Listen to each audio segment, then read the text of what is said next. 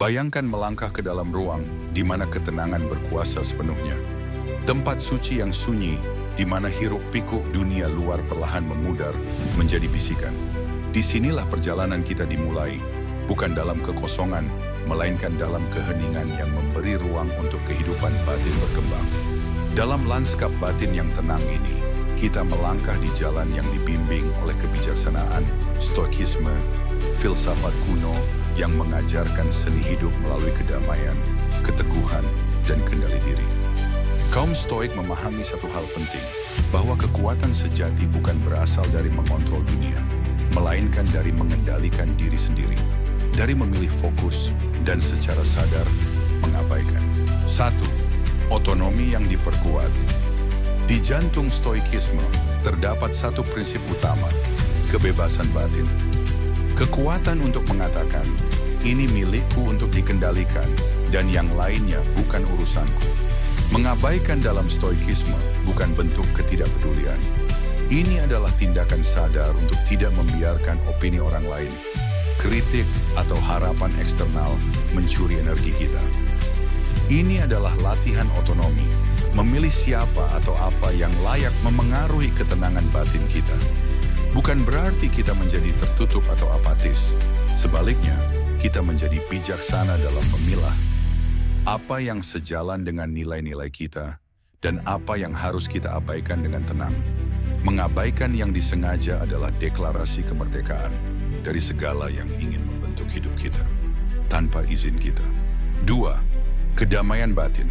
Perjalanan menuju kedamaian batin dimulai ketika kita menyadari betapa banyak hal yang menyita perhatian, pendapat orang lain, ekspektasi sosial, notifikasi yang tak berujung. Namun stoikisme menawarkan perlindungan dari kekacauan ini, bukan dengan melarikan diri, tapi dengan mengubah cara kita meresponsnya. Kita belajar untuk menyaring, memilih apa yang layak mendapatkan energi kita, dan membiarkan sisanya mengalir tanpa mengusik keheningan batin. Seperti seorang nahoda yang mengarahkan kapal di laut yang bergolak, kita menggunakan kompas stoikisme, berpegang pada kebajikan dan prinsip internal untuk tetap pada jalur. Kedamaian batin bukan tempat jauh, ia adalah ruang tenang di dalam diri yang selalu bisa kita kunjungi jika kita berani mengabaikan kebisingan dunia.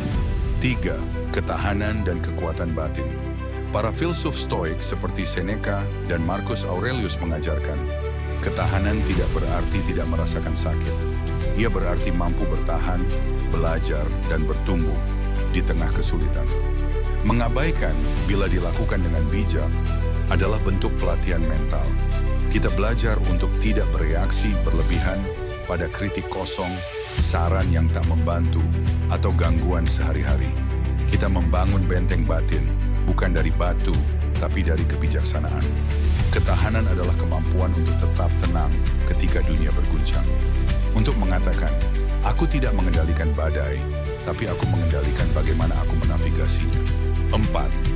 Fokus menjadi produktif dan kreatif.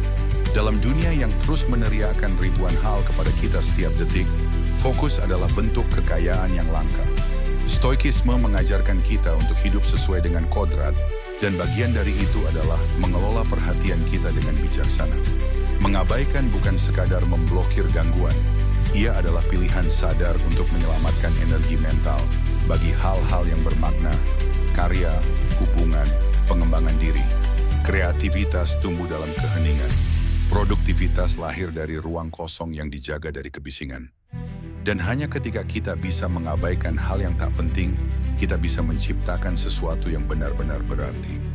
Mengabaikan bukan kelemahan, ia adalah seni yang dalam, praktik kesadaran, penjaga ketenangan, dan gerbang menuju kekuatan batin. Dengan stoikisme, kita belajar bahwa hidup bukan tentang mengendalikan dunia, tetapi tentang mengendalikan diri sendiri. Dan dalam kendali itu, kita menemukan kebebasan. Terima kasih telah menyelami filosofi ini bersama kami. Jika Anda merasa tercerahkan, silakan subscribe dan teruslah berjalan bersama kami di jalan kehidupan yang lebih damai dan penuh makna.